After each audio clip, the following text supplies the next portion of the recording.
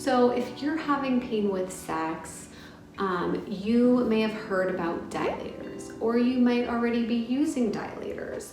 So I just want to go over what dilators are and why they can be really helpful, but also one of the biggest mistakes people make when they're trying to use the dilators. So here are a few dilators. This is from a brand called Intimate Rose, which I really love. There's all different sizes, and these ones are really nice and soft.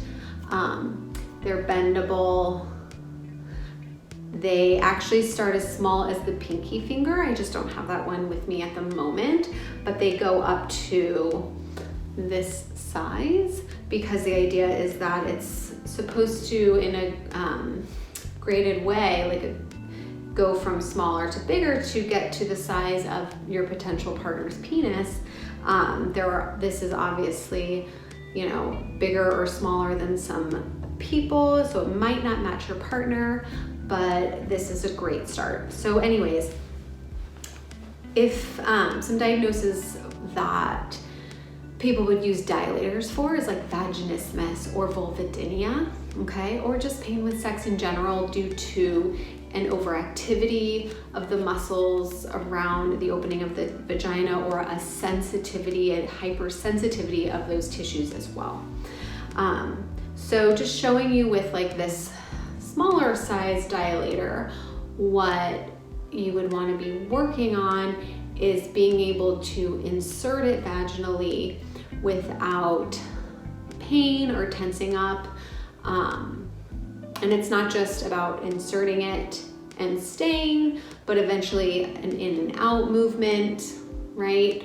So I'm not going to go into all the ins and outs of using a dilator, but I do want to show you what I often see people make the mistake of. And what I see is that people are just focusing on this as a device to stretch this, right? Maybe it's held tightly and they're working on trying to open and make more space.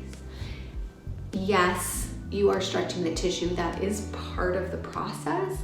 But again, there is that desensitization of the tissues, making them less sensitive to touch, less sensitive to stretch, but also recognizing how you're feeling emotionally inside when you do this task. So what people are sometimes missing is the mindfulness part of it. You can't separate the mind from the physical body, okay?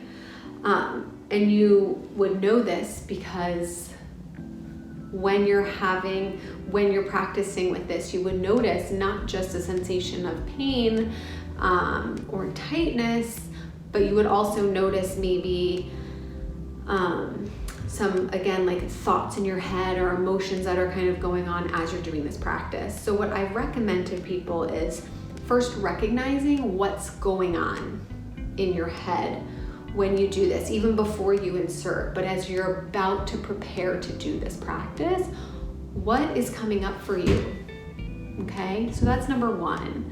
And then trying to kind of work through that if there's any fears or worries or hesitation or anxiety going on, right? Maybe you need to tap into some breathing, relaxation techniques. This is a slow process. You're not just being like, here it is, this in, out, done.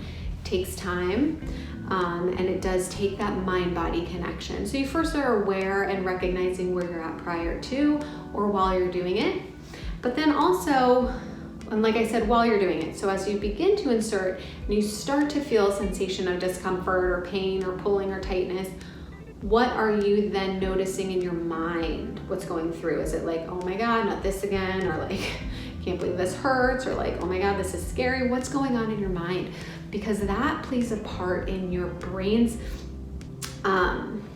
reaction or response to what you're doing, and whether or not it's sensing more threat or fear. And then your brain will have this output of more pain. So it is going to take a balance of the physical stretching when you're using the dilators and the mental piece of this and helping to desensitize your tissues as well as your nervous system and down train it and release the fears, the worries, the anxieties, and all those thoughts that go along with it. So if you're somebody who's been using dilators and notice that you're not getting to where you want to be with them, I am curious if you have been utilizing the mindfulness piece of it, or is that something that now you can bring into it and start to see a change? All right, so let me know in the comments below if you have any questions.